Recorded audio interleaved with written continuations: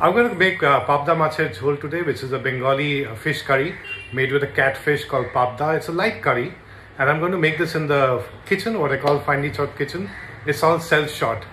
Now, at the beginning of this lockdown, I used to do a lot of Instagram story videos and put it together and share it with people, and people found it useful. So I thought that let me do some more videos and share with you. And see, most of my recipes are very low effort in the kitchen. They need not necessarily be the most authentic, but they're easy to put together with whatever you get around you. They normally taste pretty good. I won't share with you if it doesn't. So the rest of it will be like me cooking the Pabda Macher Jhol, and I hope you find it interesting. And I've also put some brinjal. Traditionally, potatoes are put in the curry. And you can hear the pressure cooker from our neighbor's kitchen. This is real-time cooking. Okay, I've smeared it with a bit of turmeric powder, a little bit of red chili powder and salt. We don't like very spicy food. And the same with the brinjal.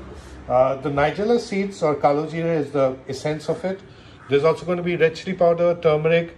I also like using a bit of cumin and coriander. Not everyone does. Salt, dhone pata, coriander, ada, ginger, lonka, kacha lonka, and tomato. So that's the ingredient shot. We can start cooking. I'm not going to do step-by-step videos here, so let me tell you what I did. I first put about a couple of tablespoons of mustard oil, shoshe tel, brought that to a high flame, and then slid in the pabda. Since I'm shooting it myself, I'm going to now switch off the video and gently turn the pabda over. I've turned him around. Pabda is a very delicate fish, so if you don't give it attention, it starts sulking. Like you can see, a bit of the skin has come glazed, but you know, you have to have it fresh and immediately after cooking. So we're going to have it very soon. I took out the fish and then put the begun or brinjal into the same pan with whatever mustard oil was left, and I'm frying it in that. Brinjal, of course, takes far more time to cook. And now begins the jhol. So the remaining mustard oil in the pan, to which I've added one green chili, and I'm going to add some finely chopped ginger over here. We rarely add garlic in our fish curries, and this one doesn't have onion as well, and no coconut, unlike in the west or in the south. So after the ginger, see, it's already in a high flame, so it's cooking pretty fast. I'm going to put in about a teaspoon of tomato. Not everyone. I'll put the brinjals back in because it takes more time to cook. And here I'm adding the masala.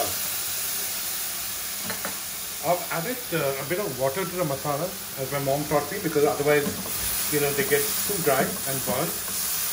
As it is, this is smelling like my mother's kitchen. What has gone into the masala? Well, I'll put in half a teaspoon of turmeric and a quarter teaspoon each of red chili powder, coriander and cumin. Like I said at the start, not everyone uses coriander and cumin, so it's really up to you. I've also added kalo jeera, kalonji or nigella seeds, which is the coarse spice used in a lot of Bengali recipes. I gently slid the fish back in.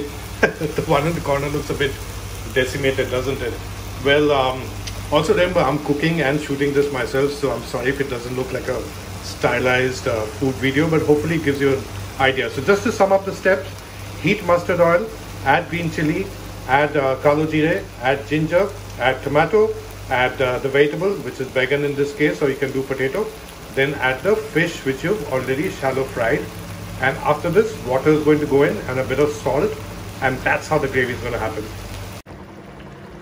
Well, we are almost done. I know it doesn't look the prettiest of dishes, and I have cooked prettier looking pabda before, but I tasted the sauce or the jhol. It's quite up there, and it's a very light, brothy, almost like a stewish sort of dish. And for prettying, we always have the Indian microgreen, as I jokingly call it, which is dhone pata, which we add at the end. And I'm also going to add a bit of shoshe tel. This is the stage at which I get the fish out to the hall, where I'm going to take some beauty shots for Instagram. It was a single person shoot all this while, but since Kainaz is around, I requested her to shoot this. Well, here's me And here's the papda jhol which we're going to have right now.